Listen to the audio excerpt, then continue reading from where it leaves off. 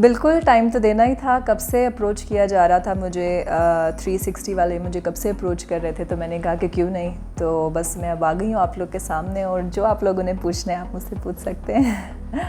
कम कम नज़र इसलिए आती हूँ फ़िलहाल कि मैंने अपना सारा फोकस कर दिया था सिनेमा की तरफ। मैं फ़िल्म्स कर रही थी। अनफॉर्चुनेटली सिनेमास फ़िलहाल हो गए हैं बंद, तो कम कम नज़र इसलिए आ रही हूँ।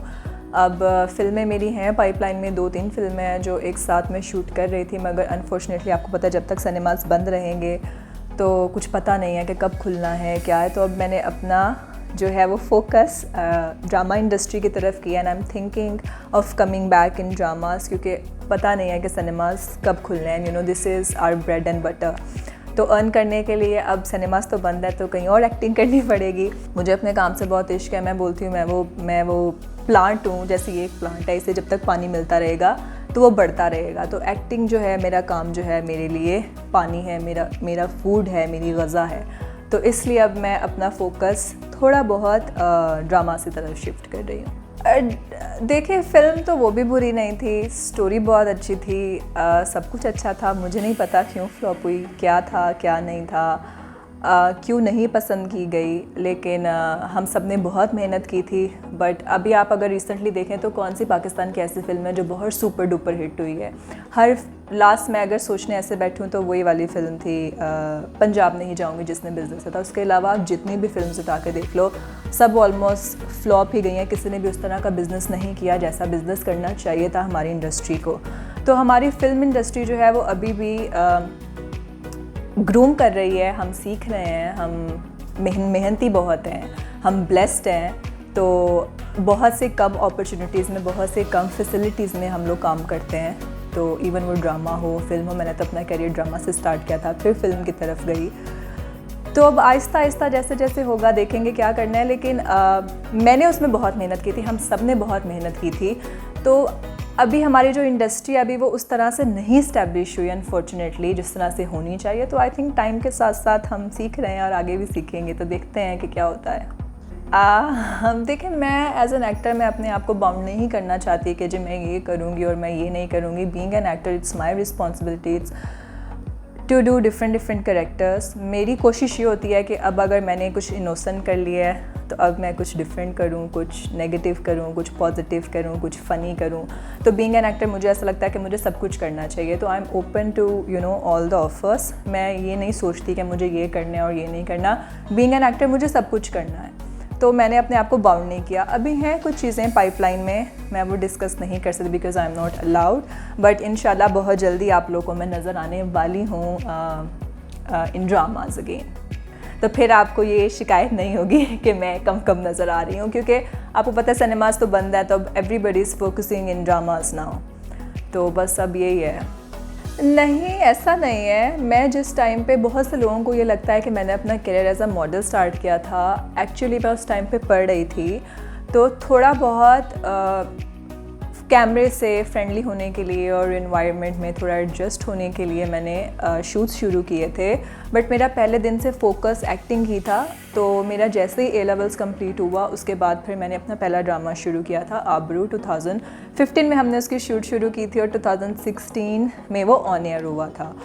तो मेरा पहले दिन से फ़ोकस तो एक्टिंग ही थी, मगर मॉडलिंग से इस तरह से शुरुआत हुई थी कि उस टाइम पे मैं पढ़ रही थी। तो मैंने सोचा कि थोड़ा बहुत जब तक मैं कर सकती हूँ तब तक के लिए at least I should do modelling also.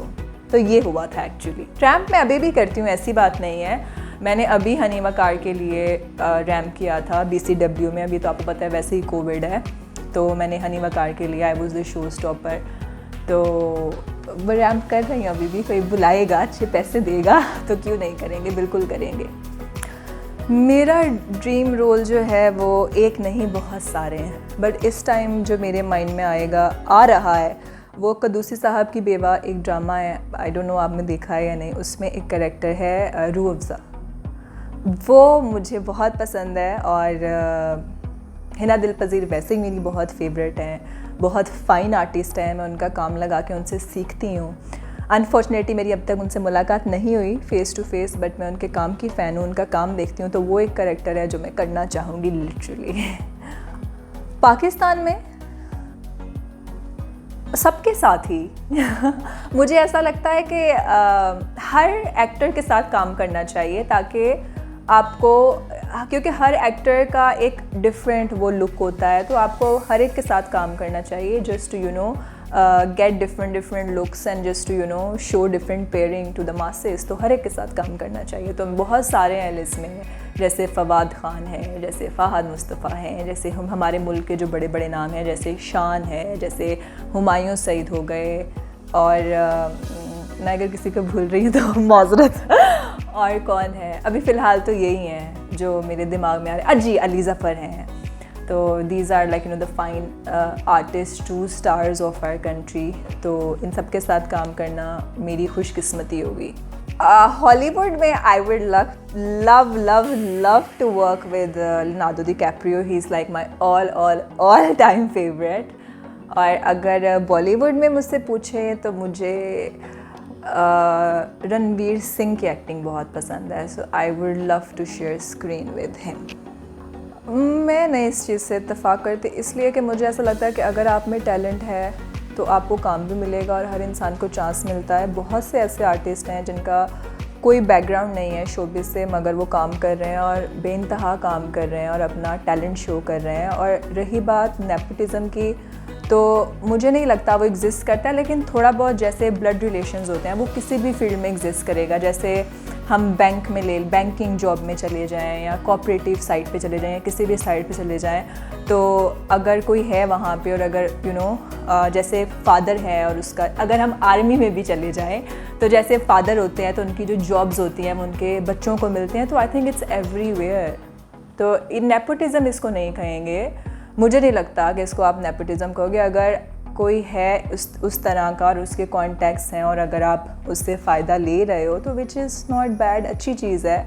और हर इंसान को अल्लाह चांस ज़रूर देता है, एक बार नहीं, दो बार नहीं, 3-4 बार हर इंसान को चांस लाइफ में मिलता है।